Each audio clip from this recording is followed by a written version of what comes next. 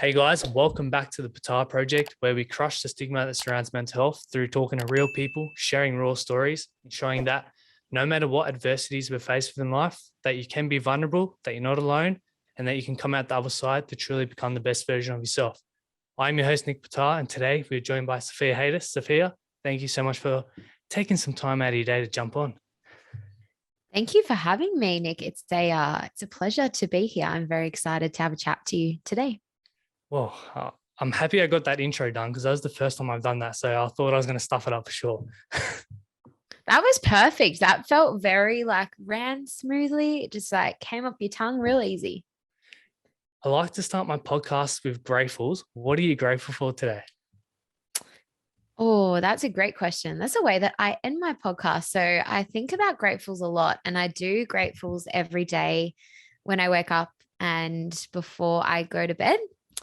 Today, my gratefuls were my day off. So I actually have a day off work today on a Friday, because it gives me time to reconnect with myself. I was grateful for my sleep in. I'm a personal trainer, or a fitness instructor. So I get up very early most days, 4:45. So today I slept in until 6:30, which was amazing. And I'm grateful to be sitting here and doing this with you and having a conversation with you. Awesome. Well, yeah, I'm grateful for you taking some time out of your day to talk to me because I've been following your journey and I love everything you're doing. But before we jump into what you're currently doing, let's go back a bit and talk to me about a bit about your upbringing and your own mental health journey.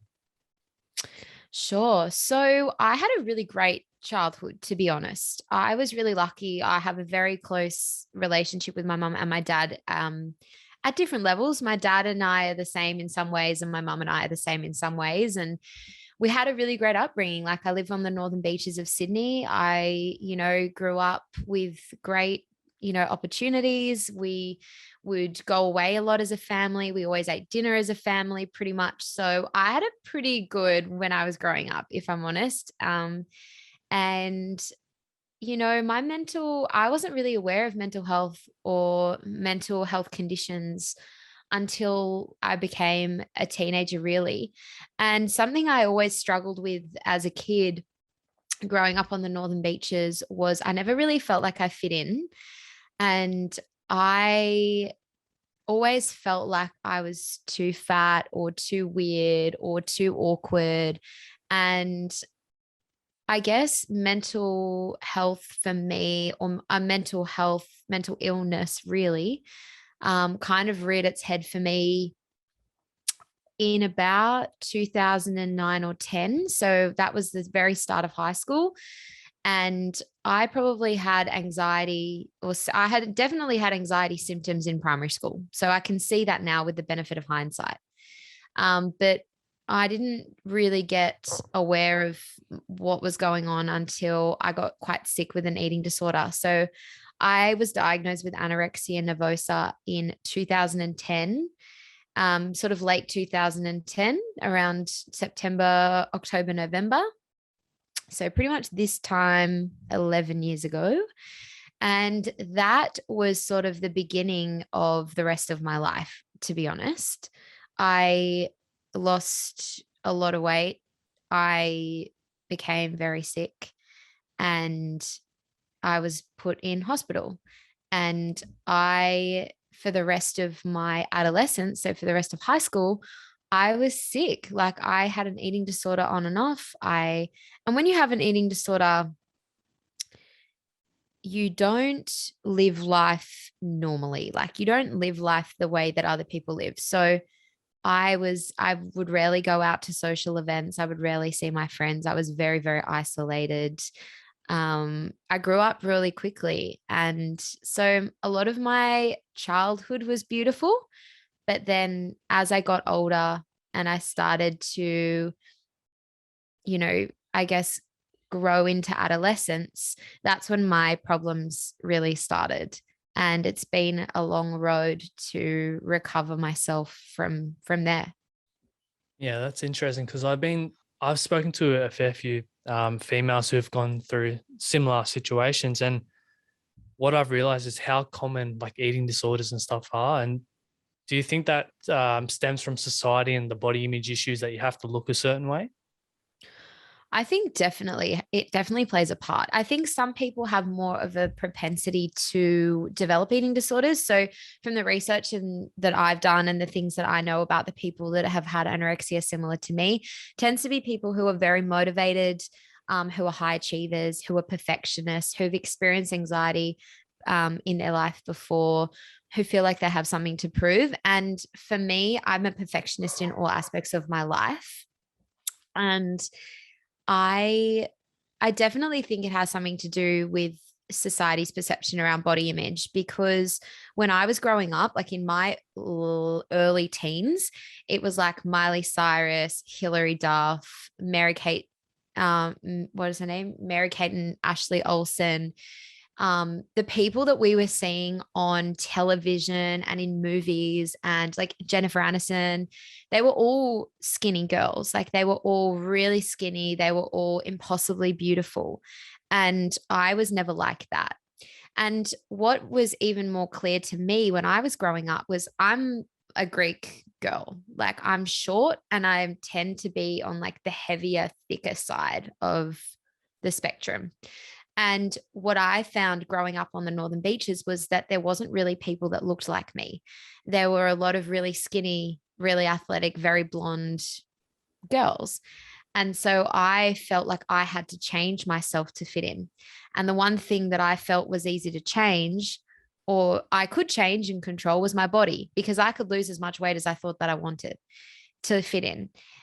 So I think it's a mixture of what society really puts at the pinnacle of the beauty standard. Now it's changed, and girls want to get into the gym and have like a small waist and a big butt. But guess what? Not everyone's built that way. So yeah, it's definitely to do with society, but I also think it is to do with who you're, like the environment that you're surrounded by. And I think social media actually has a massive role to play as well.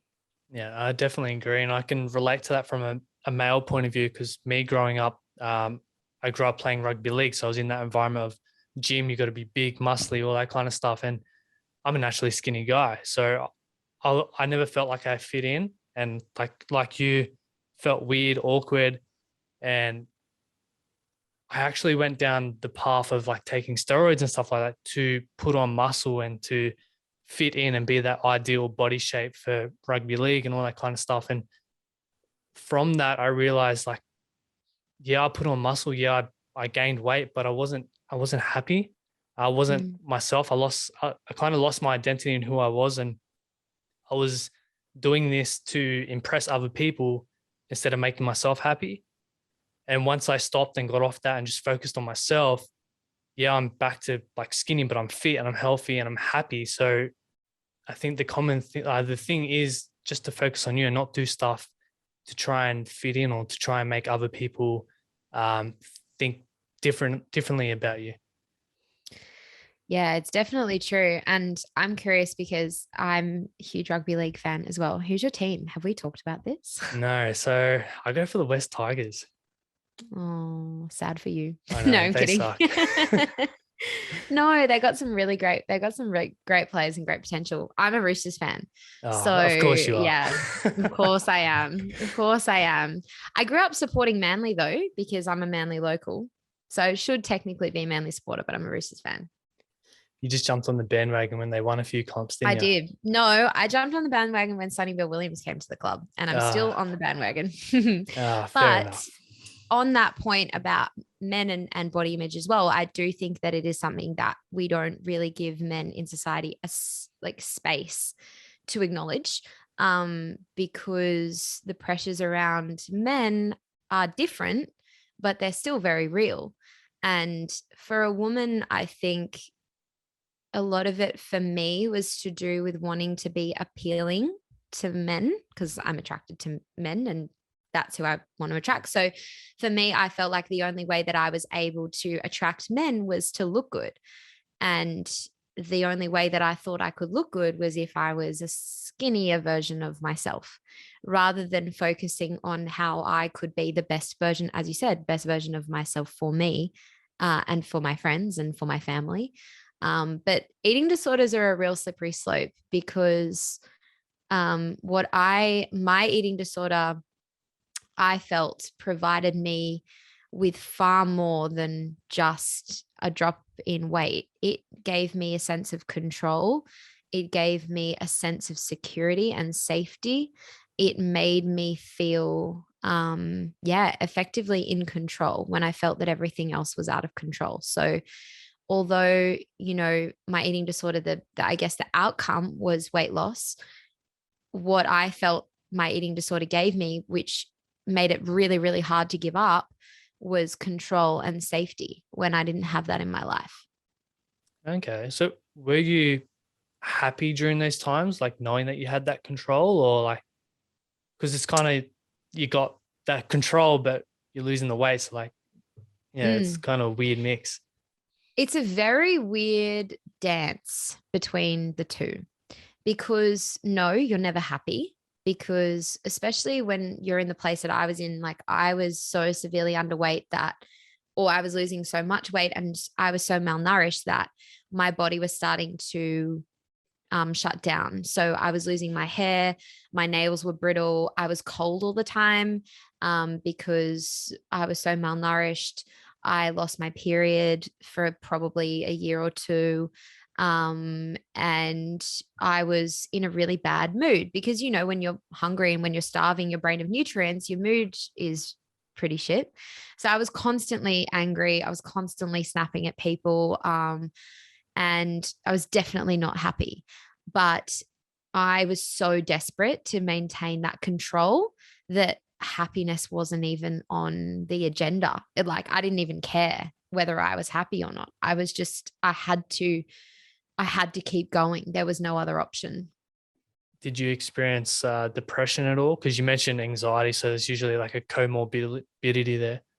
Fuck yeah. Yeah, absolutely.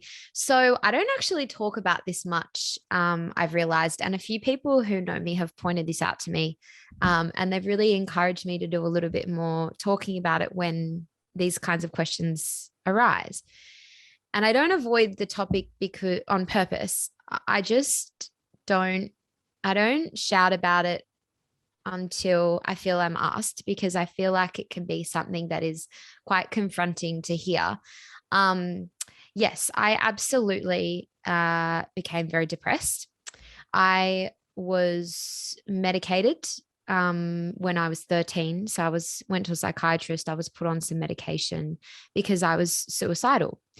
And I had made some very scary statements to my family saying that I didn't want to live anymore. And I was self-harming pretty seriously at that stage as well. And the pinnacle or the rock bottom came for me when I made an attempt on my life when I was 14. And the only reason that I'm here is because my mum had a gut feeling that something was wrong and she saved me. And it's one of the most bizarre moments of my life because I actually remember it really, really well. And I remember being rushed to hospital and sitting in emergency with everyone around me not knowing whether I was going to make it through the night. And I just remember thinking like, oh my God, I've really fucked up here. Like I've really fucked up. And I was 14, bear in mind. So when you're 14, you're in year nine. I was in year nine at the time. But in that moment and in the moments leading up to that attempt, I really had no sense that anything was going to ever improve. I just thought that my life was going to be shit. And at that point, I also felt like I was a massive burden on my family and my friends. Like I felt like I was fucking up everything. I was a waste of space. And I truly believed that there was no point in me being around. And the pain was so intense and so visceral that I made that decision. And I made that decision in the context of having, contemplated it for a while. And that was the reason that I was put on the medication as well, was because my parents knew that I was suicidal. And they were the only ones that knew. My school didn't know, my friends didn't know. I kept it very much, very, very close to my chest. I'd called helplines like Beyond Blue and Lifeline several times. I didn't want to talk to them, but my mum had put them on the phone, so I did. But I was just in a place where I felt nothing. Like I honestly felt no, I didn't really feel sadness. I didn't feel any joy. I didn't feel any emotion other than emptiness and worthlessness. And I made an attempt on my life and I survived. And I'm very, very grateful for that. But that feeling of depression I have experienced in like later years as an adult, and they're really scary. Because, you know, when you're in that headspace and when you're in a place where you genuinely feel that you provide no worth to the world, to your friends, to your family, those feelings of worthlessness are devastating and terrifying. And when you're in that space, it's very hard to pull yourself out of it. And it's taken me many years and a lot of therapy and a lot of journaling and a lot of, psychology, and to be honest, a lot of medication. Like I'm still on and off medication to try to find where my self-worth is. And, I'm still a work in progress. Will I be depressed forever? No. Am I depressed now? No. Do I know that there's a potential that depression can come back into my life? Absolutely. You just got to now realize that you have power to be able to make sure you do everything that you can not to get back to the place that you were in. Yeah, it's about acknowledging it and then accepting it, and also knowing that you can make those changes and implement certain tools in your life to deal with it as well. 100%. Absolutely. Yeah. Thank you for sharing that, because that actually gives me chills, especially, being so young and being in that mindset where you feel like you're such a burden and that your whole future is like going to be bad and you don't know like what it's going to look like. And for me, because I'm about to be a father to a girl, so like, yeah, I know that gives me chills knowing like other girls and young girls are going through that. It's like, fuck, I hope my daughter never experiences that, because it's such a sad thing to see. Like, you're so young, you're so innocent, yet you have that mindset that, like, my life should be over. Like, you're only 14. Like, that is crazy to me. It really is crazy. And congratulations on Thank the you. baby. But you're right. It is. And now I think back at when I was 14, it didn't even register to me how young I was, of course, because I felt like the most mature 14-year-old ever. But there's a point when you're lying, and like I was in a psychiatric facility in Royal North Shore Hospital, which is close to where I live. And I was on suicide watch. So there were nurses that were watching me, and no one would let me close to things that were even remotely sharp. And I'm talking like pens. Like I was I felt like I was in a zoo. And around me, there were people with various psychiatric conditions, whether it's like psychosis or depression or OCD. Like there were varying forms of mental illness around me. And what I find really staggering was that I kept that, and my family kept that a secret for a long time. And I remember when I came out about it, it sounds ridiculous to say, when I opened up to my best friends about it, and I was in year 11 at the time, and we were going on a camping trip. And it was the first time I'd told any friends and anyone about the attempt, because I didn't want anyone to feel awkward talking to me about it. But for some reason, I just felt like sharing. And I was just like, there was a time when you guys probably didn't know me very well, and I tried to take my own life, and I survived, and I'm very grateful for that. But I went through, and once the floodgates open and once you share the first time, it becomes easier to share the next few times. And you know what? Everyone that you speak to will have some kind of story in some way, whether they know someone who's had depression, whether they've had depression themselves, whether they've ruminated about suicide. Like there's many different faces of it.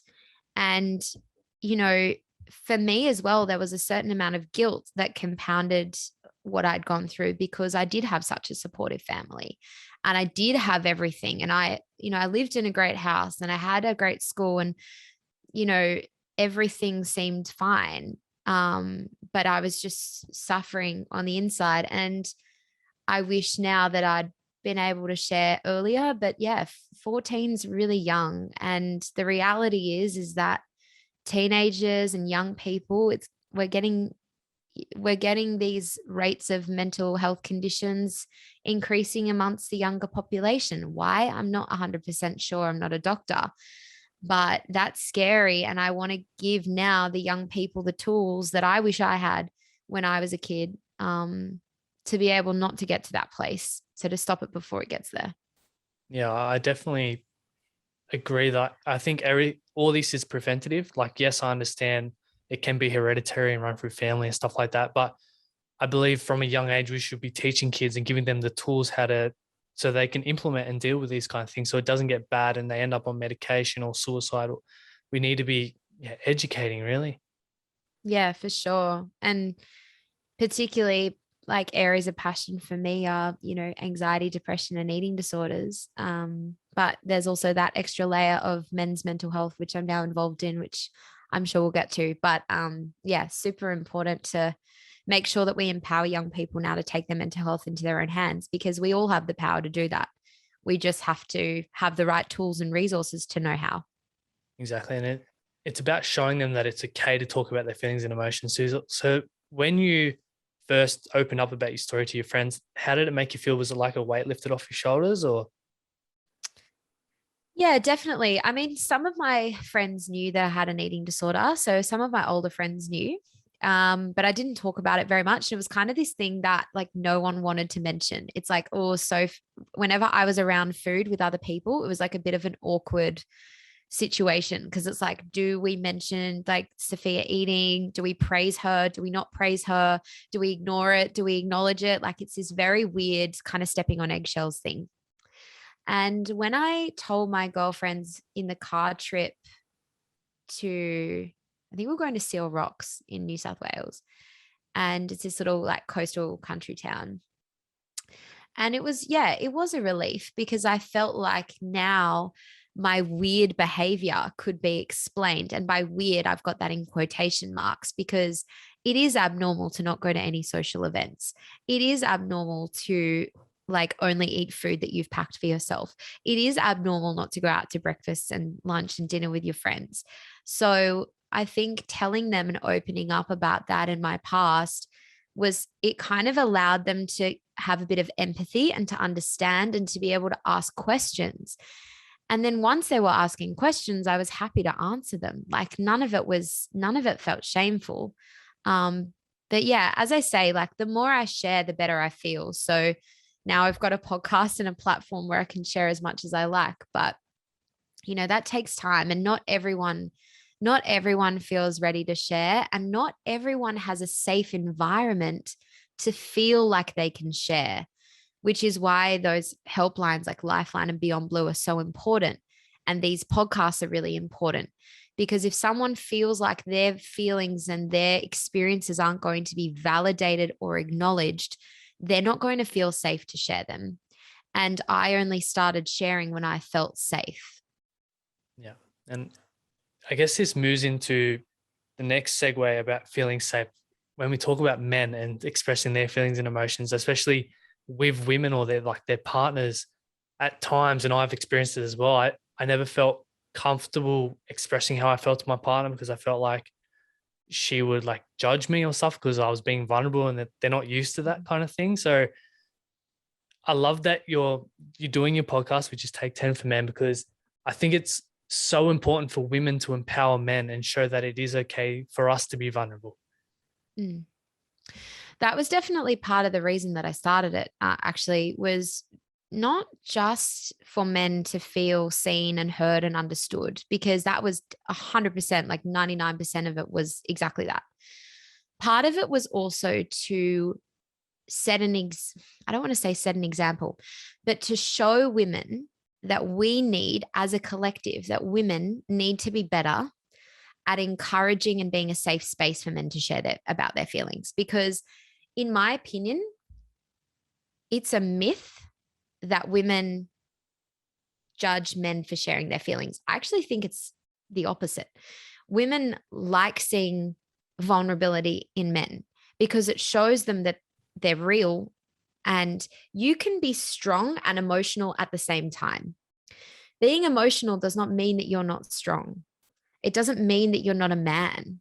It means that you're a very self-aware, well-rounded human being. Like, it's not a bad thing. And what I wanted to show was that we all need to get better, men and women, at giving men the space to share about their feelings. Because, you know, as you said, like, if you're not feeling comfortable opening up to your partner about what's going on in your life, you know, that person is someone you're seeing all the time. Like, you need to be able to have that vulnerability. And I've been pretty lucky. Like, I've got some pretty vulnerable and open men in my life. So it's never really been something that I've experienced. But what I do experience and what I have seen is man on man, like, banter can get kind of like weirdly, I don't want to say toxic, but it it almost creates this like circle of like, we can't talk about anything serious. We Yeah. have to like be strong and like, what do you mean you're going through a breakup? Like, just get over it, dude. Like, you'll be sweet. And it's like, well, you just invalidated this person and this human being's feelings. Like, we can't do that anymore. The statistics are too scary. The danger is too real. And I just can't sit back and watch it happen anymore. Yeah, I know. And we need to be having those below surface conversations, because if a man tries to express how they feel and they try to go below surface and they get rejected from either a female or their mate or whatever, they're going to pull back and then be like, oh, okay, I can't do this anymore. And then they're just going to go down a cycle of bottling up their emotions, masking it with possibly drugs and alcohol, and who knows where that can lead. So we, on the other end, like, we need to, I think a big thing for me is, if you are going to be vulnerable, if you do want to express how you feel, ask that person for your permission first, so they are kind of prepared for what you're going to say.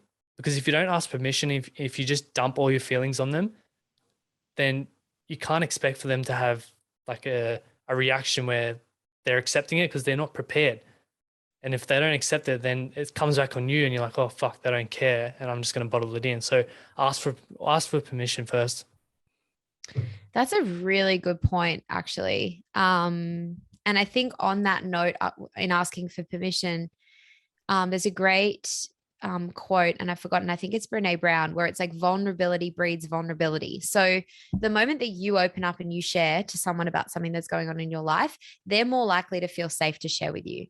So we need to create safe spaces within our friendships. And you're right, asking permission is a good way to start. It's like, hey, like, there's something sort of going on that I want to talk about that's a little bit more serious. Can I share that with you today? And sometimes, I reckon 9 times out of 10, you're going to have a friend that's like, yeah, man, go for it. Maybe 1 time out of 10, that person is just not feeling it, and they're going through their own thing and they just don't want to hear that. And like, that is also okay, because they might be ready to hear you, but just not today. But we should all work as hard as we can to be safe spaces for people. And it is an honor and a privilege to be someone who is safe, that someone can share with. And I can think of a few people who are that for me and who I am that for them. And that's dead set privilege. But you're absolutely right. Like sometimes, particularly for men, if you're speaking from your experience, you know, saying like, can I actually like have a deep conversation is probably a really good start. Yeah. And I love that we both had podcasts because in a way, this podcast is a safe space for a lot of people, for the guests that come on and for the listeners as well, to be able to hear what we're talking about and normalizing the fact that we can be vulnerable and we can talk about our feelings and emotions. Yeah, definitely. And I have just been just in like the line of my podcast, just completely blown away by, you know, how many amazing men there are out there, like amazing people doing amazing things, like people like Sam Webb, who's founded a charity, Cooper Chapman, the Good Human Factory, Gus Wallen, Gotcha for Life, Mitch Wallace, Heart on My Sleeve, you know, even people like, I'm trying to think who else. You spoke to Trent Baldock, didn't you? Yes, He's a one of legend. my favorite people in the world. And he is such an interesting one because I found his video on social media, and I haven't actually told him this, but part of the reason that I'd started my podcast was off the back of his video. Oh, really? Yeah. So I'm going to tell him this after, probably before he hears it the hard way. um, yeah. So I'd been ruminating on it for a while, and the podcast started very close to the anniversary of the death of one of my friends, and he died to suicide. And it was, and still is, a heartbreaking loss. And I do think about him a lot, and I think about what he would be doing now and the person that he might be and the relationship that we might have. And lockdown, it became very clear to me in lockdown that a lot of men were really struggling. Construction industry was in trouble. You know, money, like financial stress was becoming a big issue. Calls to Lifeline were increasing. And I saw, you know, on social media that, you know, someone had lost 3 friends in the space of a couple of weeks to suicide. And I was just like, this is fucked and this is not okay. But it was really it was 2 things. It was watching Trent's viral video on Instagram that really hit home, like really hit me in the feels. Sorry, there's like a phone ringing behind me. I don't know if you can hear that. Yeah, I can. That's all right. Yeah. That's the beauty of doing the podcast from your family home, is that you can't control when people have conversations. I feel you. Don't worry. Yeah. So basically I watched Trent's video and it really hit me emotionally. It's been viewed now over 350,000 times. It's went completely viral, commented on by Kelly Slater. And it's honestly him addressing the camera and having a panic attack basically on camera and crying and saying it's okay to cry and it's okay to show how you feel. That honestly hit me like a ton of bricks. And then after that, I was scrolling on Instagram, probably like the next day or so, and I came across a quote that really was like something like the universe is trying to tell me something here. And it said, I'd rather have a difficult conversation than make a speech at your funeral. And I thought back to James, and I thought back to being at his funeral, my friend James, who died. And I just thought about every person in that room who was there probably wished that they'd done something different. They probably wished that they'd had another conversation with him. They probably wished that they'd reached out to him. And because that's exactly how I felt. And I wished, and I've gone back through our messages dozens of times, just being like, why didn't I catch up, follow up, contact him, call him? Like, and I just feel like that combination of everything that was going on was kind of like the catalyst for me to start Take 10 for Men. But yeah, Trent was amazing, and he came on my podcast and we had a very great conversation. And you know, we still talk, and you know, I speak about him so highly because the thing that I find most inspiring about Trent is the shit that he does in his community. Like, he is a pillar of strength and vulnerability and kindness for the people that he surrounds himself with. And he's an inspiration in how he lives his life every day. Like, I have so much respect for him, for sure. Yeah, he's a beautiful human being. And when I was speaking to him, he's like, yeah, Sophia taught me about being grateful and stuff like because he never done that before. Yeah. Did he tell you? So what happened was we, at the very end, I asked about gratitude and he didn't know exactly how to answer it straight away. And then he said, friends and family. And then after that, probably for a week or so, we would send each other our gratefuls every day. I'd just be like, hey, checking in. What's you grateful for today? And he would tell me, and then I would tell him. And then the next day I'd be like, hey, you're not getting away from it today. What's you grateful for today?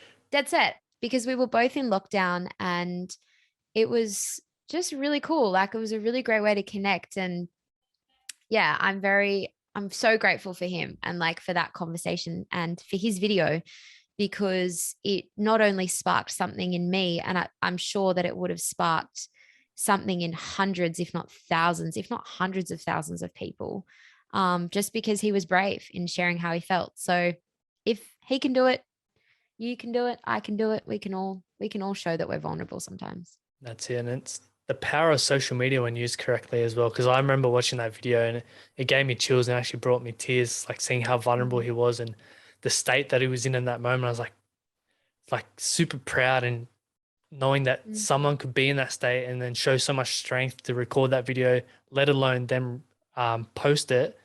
Like that's amazing.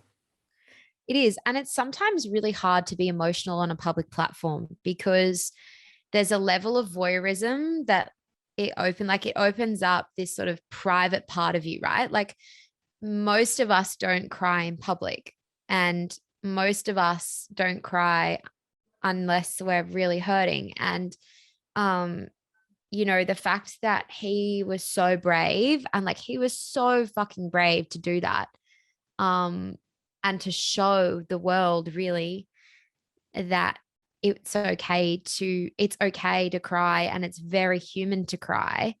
um yeah, it can be a really scary thing, and I know sometimes when I'm emotional and when I like cry on camera or whatever it is, because sometimes I do get emotional when I'm asked about the podcast. That's happened sometimes. It's a little bit awkward and it's a little bit embarrassing, but it's just human. Like literally all of us cry. And anyone who says they don't is either lying or is very emotionally stunted. I don't Mm. know. You know what I mean? Like we Yeah. all cry. It's not a big deal. Yeah. And it shows how passionate you are and how much you truly care about what you do as well. 100% for sure.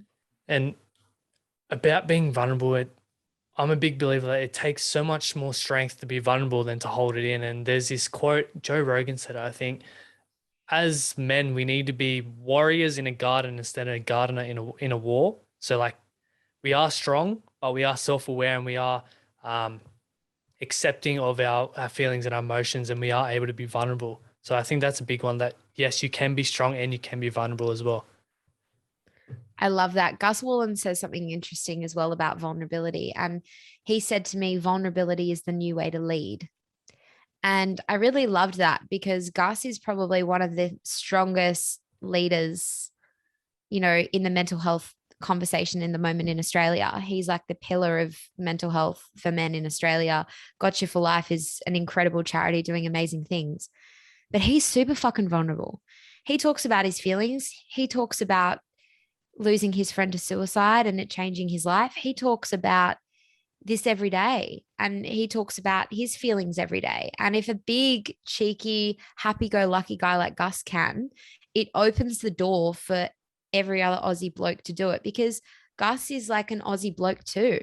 He loves banter and he loves having a chat about the footy and he loves going for a walk on the beach and he loves his mates and he's all of those things. He is strong. And this comes back to what I said at the start. You can be strong and emotional at the same time. They're not one and the same. And that one does not mean that the other can't exist. Like they can coexist. And we don't need to be, and the same goes for women as well. Like, we also need a balance of strength and vulnerability. We're not these like withering wallflowers that just have no backbone. Like we need a bit of backbone to survive, but we also need to have the emotional side of us as well, because it makes us great nurturers. It makes us better friends. It makes us better lovers. It makes us better parents. It makes us better, sisters and wives and whatever, like colleagues. We need to have the balance. We all need to have a balance of masculine and feminine energy, I think, because you can get the best of both worlds. You don't have to be just one or the other. Exactly. It's that yin and yang. Mm-hmm. Do you see the landscape changing when it comes to men being more vulnerable? See, that's an interesting question, because I think I'm in a very privileged position where I speak to vulnerable men all the time. So if you were to ask me in like my bubble, I would probably say yes, because I'm surrounded by men who talk about their feelings all the time. It's awesome. I get to like chat about really cool stuff, and I've made friends with a lot of my guests, and I'm very open with them, and we have very open conversations. But it's hard for me to say really beyond that. And we know that the statistics are still a problem. We know that in regional Australia, young men in particular struggle and suffer more. We know that suicide statistics in Australia are still unacceptable, particularly for young people. We know that men are overrepresented in those statistics more so than women. So I think the landscape is changing, and I think there are a lot of amazing men doing amazing work in the space, which is helping, including Gus, including Mitch Wallace, founder of Heart on My Sleeve. But in saying that, I still think there's a social barrier to vulnerability in men. And I guess that's what I'm trying to break down a little bit as well, with Take 10 for Men, and with what I'm doing, and with also probably with what you're doing as well. But yeah, I definitely think it's gotten better, particularly when you think about, men in very hyper masculine domains. So things like football, let's take rugby league for an example. When someone who we really look up to, like a player or a former player, opens up about their mental health, that is a really incredible step in the right direction, because however many years ago, I reckon even 10 years ago, that never would have happened. 20 years ago, that never would have happened. So I definitely think the landscape is changing, which is really special to see. But I also am still very concerned by the statistics that we're still seeing.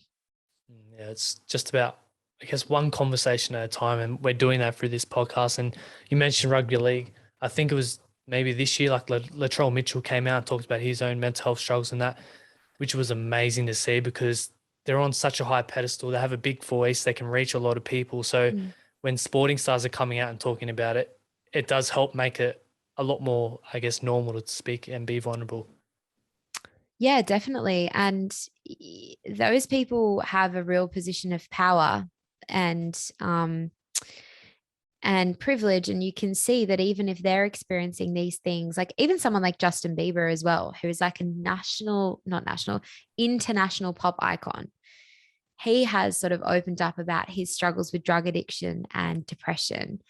And, with someone with that much money and fame, if someone like that can go through it, the rest of us feel like we can sort of give ourselves permission really to go through it too.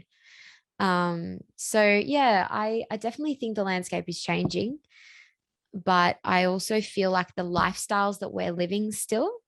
So, I don't know what you do for work, but most people work 9 to 5 jobs, but they're constantly responding to emails.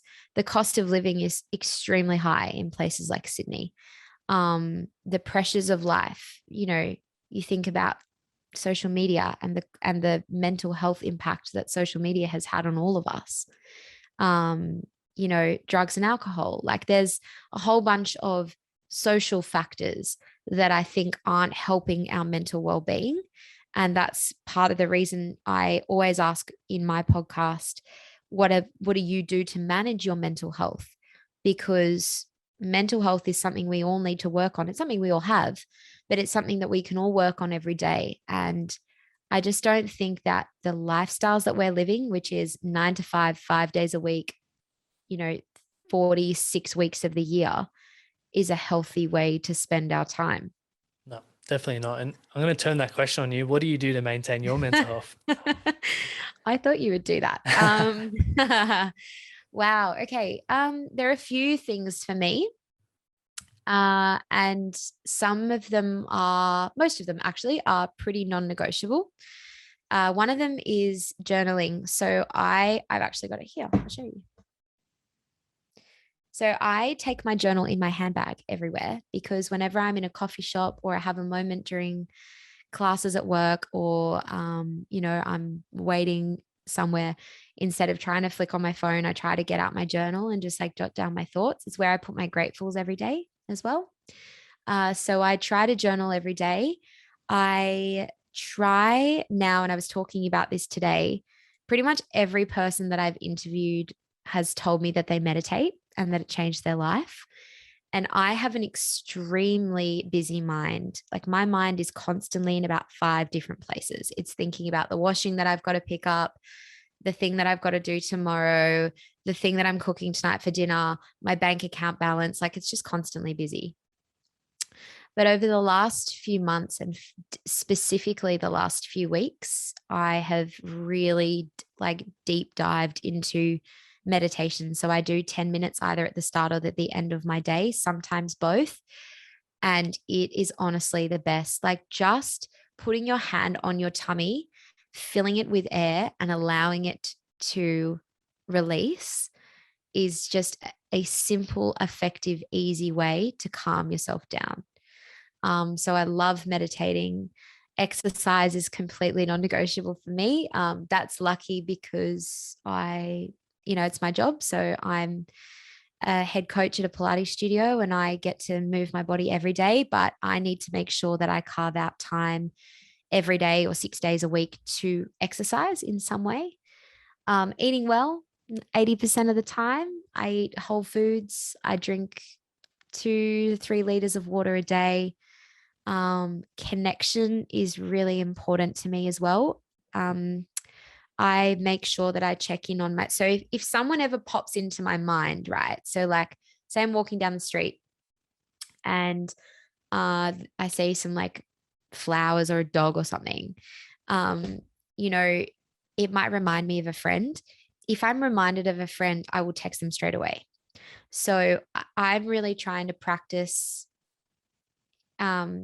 not growing my relationships beyond my circle, but nurturing the relationships that I have. I have a very intimate circle of close friends. They know exactly who they are. And I try my absolute hardest to make sure that I'm connecting with them.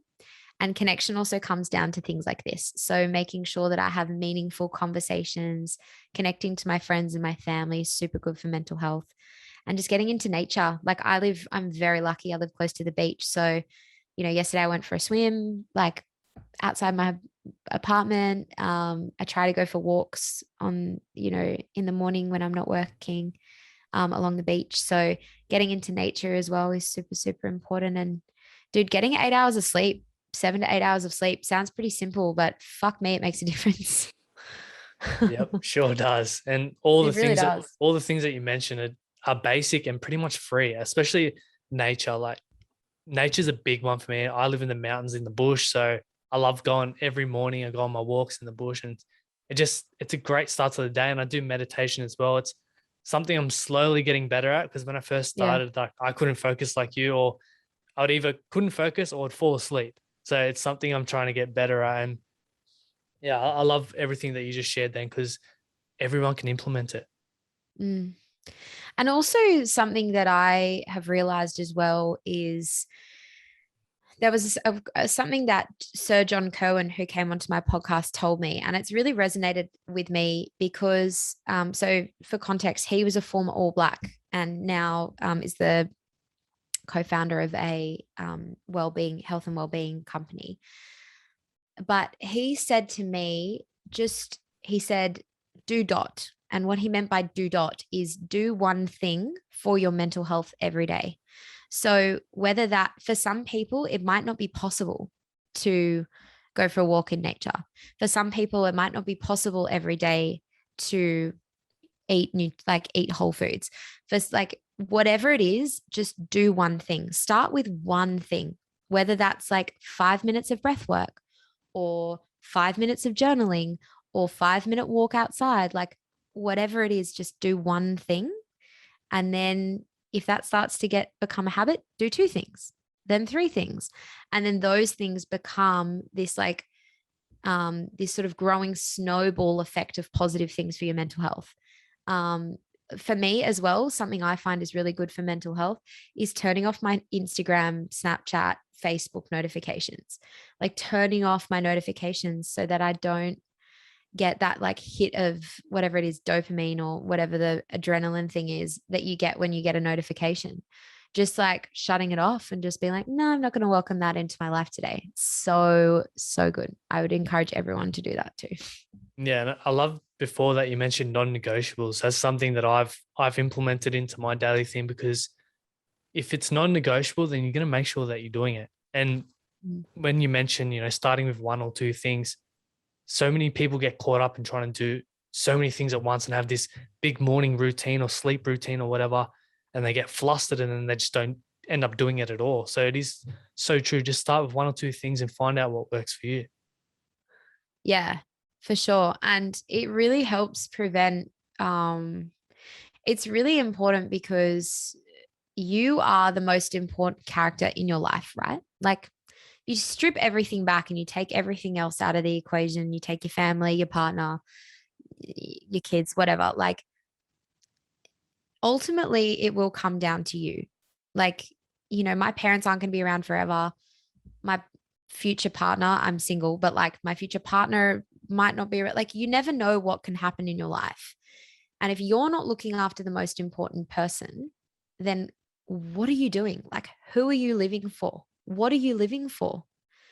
If you're living for other people, you are missing out on getting the absolute most out of what you have, which is your life. This is it. Like, and it's hard, especially when you're an empath or you're someone who loves giving to others, like you, and I'm guessing you, and definitely I feel this way sometimes, is that sometimes you've got to put yourself first over others. And that is a really, it feels very selfish, and it is.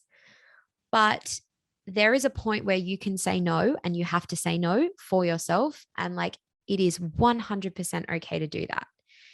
If saying no is what you have to do, then fucking do it. I was having this conversation with a friend who has really struggled to create boundaries with some people in her life.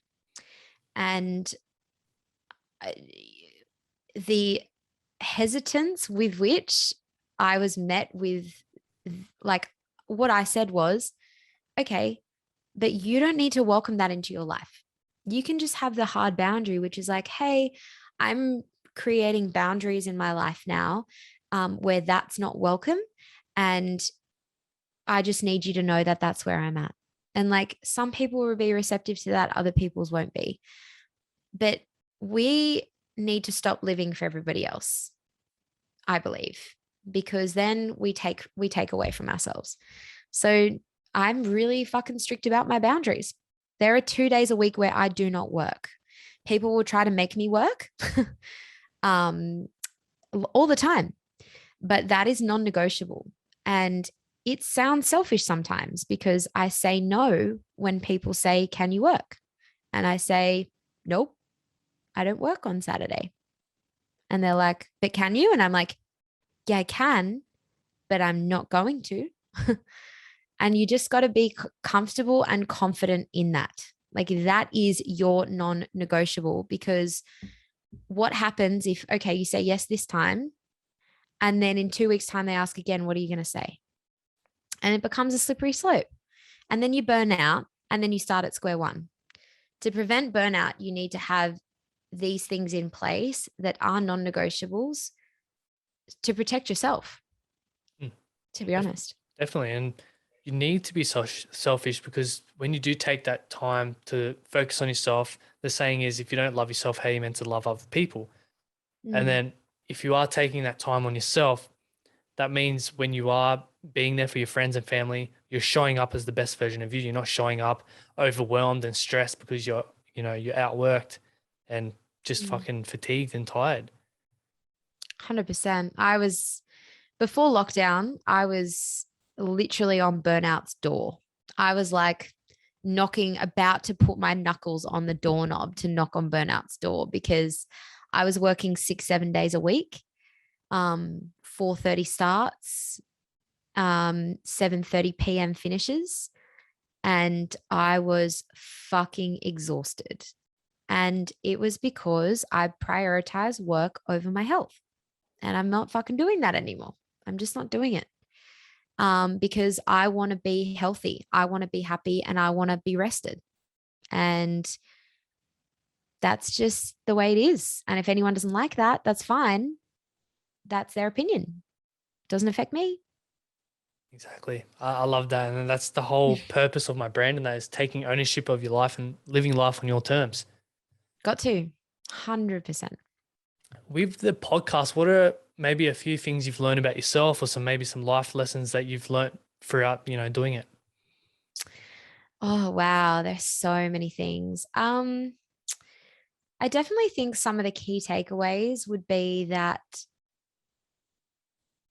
and this is more just a life lesson in general, but that you can do hard things if you put your mind to it. So I would never in a million trillion years think that I would have been able to start a podcast. If you'd asked me that 5 years ago, I probably would have laughed in your face. But I just did. I've learned that most people are inherently good. I have also learned that you should always try to approach a situation with empathy first. And that can be very, very hard for some people. So some people can be real assholes. And it can be very hard to find empathy and understanding in your heart for them. But now I try to understand before I get into anything that, like, the reason that there's got to be a reason that they're an asshole. Maybe they had a rough childhood. Maybe they're having a rough day. Maybe they were abused as a kid. And I think if you try to approach a situation understanding that people are doing the best with what they have, you're going to go a long way to living a happier life. And that's easy to say. It's hard to do sometimes. It's really hard to do. There are people in my life who I really struggle to hold and to maintain empathy for, because they hurt other people with their actions. And I think there's a very clear distinction between having empathy for people and allowing them to continue with really shitty behavior. Again, that comes back to boundaries. But I have really tried to understand that hurt people, and that I'm really actively trying to hold empathy first before I judge. And sometimes I judge and then I have empathy. But definitely that's something I've learned, is that there is a reason that people act out in ways that they do. Not that it's an excuse, because we're all adults and there are consequences to our actions. But no one wakes up in the morning wanting to be a prick, or like most people don't. And I think that is definitely something that I've learned. And also that people can be really awesome. Most people are awesome. That's it. And yeah. Yeah, it's so true. Like, because we are on social media, the news, they just portray all the negative stuff. But really, there's so many beautiful humans out there doing awesome things. It's just we don't see enough of it. Mm. Yeah, absolutely. And like every single guy, every single man that I've had on my podcast has blown me away. Like, people ask me sometimes, what's your favorite episode? And like, I can't tell you. That I love them all for different reasons. I've learned something from every single guest. And, if I were to look at all my guests on a piece of paper, I could tell you all the things that they've taught me. because they are very profound and they're very inspiring people. But we all have something that we can share with others. And, you know, some of the people on that guest list are quote unquote famous. Others are quote unquote regular people with inspiring stories, but they all have something to share. And, you know, I'm just feel so privileged to be able to have those conversations because they've changed my life, and I know that they've also helped others, which is a bonus. Yeah, it's awesome. And I've loved your podcast. I love listening to it. Where are you looking to take it? Great question. Well, there's lots of big plans for the future, because I kind of realize now that like it was only going to be a short-term thing. And then as soon as I started, I was like, oh my God, I have to do this forever. I love it. I would love to expand the brand beyond Take 10 for men. I would love to be able to start talking to women to open those doors. I would love to, I'm actually going to reframe this. I will start because I'm all about positive manifestation and manifesting what you want. So I will expand the brand beyond men. I will go into schools and functions to educate people about mental health and resilience. And I will make it my job. So that is the goal. The goal is to become CEO. That is awesome. And I am excited to follow your journey because I know you will do it. Oh, thank you. Yeah, now that I've said that out loud, I kind of have no choice, hey? Accountability now. That's why I love putting stuff on social media. You heard it here first. As we start to wrap up, a few last questions. What does having a better life mean to you? Oh my God, I love this question. I've been talking about this so much with my therapist. That's actually something I should have said about mental health management. I see a therapist once a fortnight. That's also non-negotiable. What is going to lead to a better life? For me, a better life is a life that is free of concerns about the judgment and opinions of others, and is a life that feels authentic and full, regardless of the amount of money, prestige, whatever I have. At the moment, my insecurity is that I'm 25 and I'm single, and I don't have that much money in savings, and I haven't really established myself in a career. So I feel like I'm behind the eight ball.